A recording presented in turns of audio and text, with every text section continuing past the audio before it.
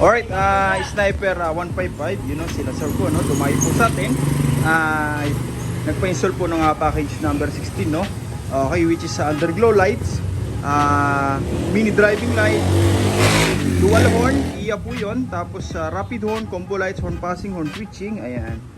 Bali dito po, kanina pa po natin ito ginagawa. Naglatag na po tayo ng panibagong wire harness. Ayan, ongoing po, Mula rito sa taas, gumawa po tayo ng bagong harness dyan, mga sir, Hiwalay po yan sa main harness ng motor. Naglagay na tayo ng tri-switch, passing switch, horn switching, stack to loud. Ayan. Sama-sama po yan sa isang harness, mga sir. Tapos bumaba sa chassis, umikot po, Ayan, dito na po yan. Okay.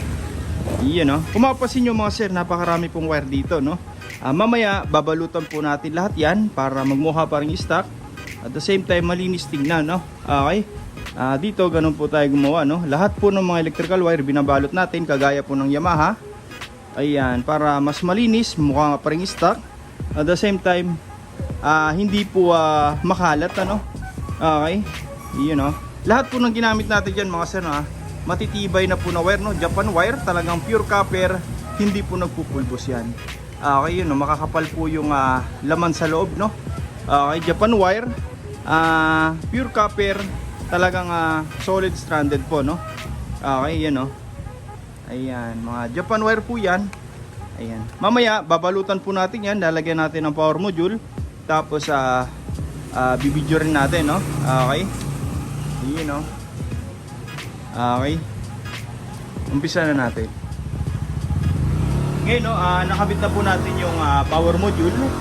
Nabalot na po lahat natin ng mga electrical wire, sir. Kung mapapansin nyo, marami na po tayong na-install. Underglow, PIA horn, mini driving, combo lights, rapid horn, horn switching. Pero kukunti po yung wirings na makikita natin, Okay. Lahat po yan kinokompress natin hanggat maaari, binabalot lahat natin para magmukhang stock pa rin. Para safety na rin po in long run, Okay, hindi po ba basta-basta lumulutong yung wiring natin sa loob over time. Talagang safety po yan. Ang maganda pa dyan, mga sir, nakahinang po yan sa loob. Okay, para mas kapit na kapit lahat ng electrical wire.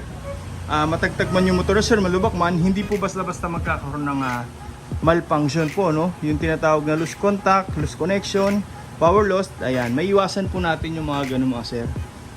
Tsaka isa pa maganda, hindi po basta-basta masusugatan yung wirings natin sa loob. Magpagawa man tayo sa mga mekaniko, matamaan ng tools, safety po yan, hindi po basta-basta matatalo.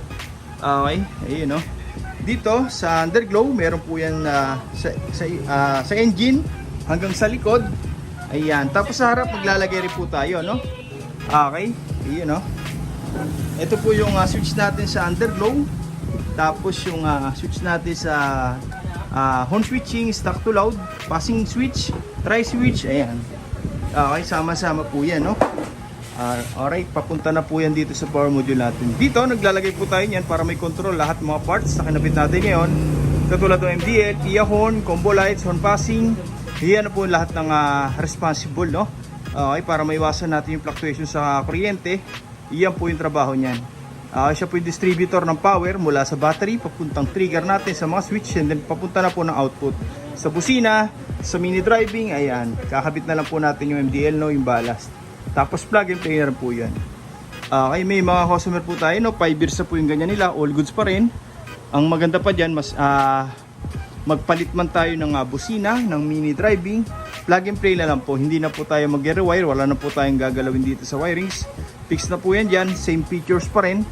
Ayan, hindi na magkakat. Okay, plug and play na lang po, Kahit kayo na lang po, kaya nyo na ikabit. Okay, ganyan po tayo mag-wiring dito, Talagang safety po. Okay, ayan, Okay, ayan. Ngayon, ikakabit na lang po natin yung mga pairings, Tapos yung mini driving, ayan. Okay, testingan natin.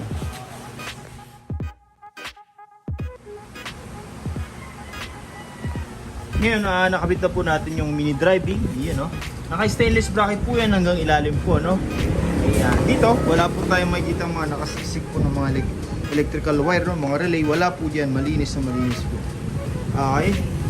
Yung busina ni sir, PIA po yan, original, no? Hindi po tayo naglalagay ng class A o kaya pege po, no? Ayan, legit po yan mga sir. Stock na busina, andito pa rin po. May horn switching tayo, no? Stock horn, loud horn. Okay? Ayan, no? Mini driving. Okay, ayan, no? High and low, ayan. Mataas po yung lumens yan mga sir. Yung underglow mula sa loob ng engine hanggang dito po sa likod yan. Okay. Sa mga gusto pong magpagawa, no, direct message nyo lang po MJ Works. O kaya punta na lang po kayo dito sa shop, no? First come first serve po tayo. Maraming salamat po.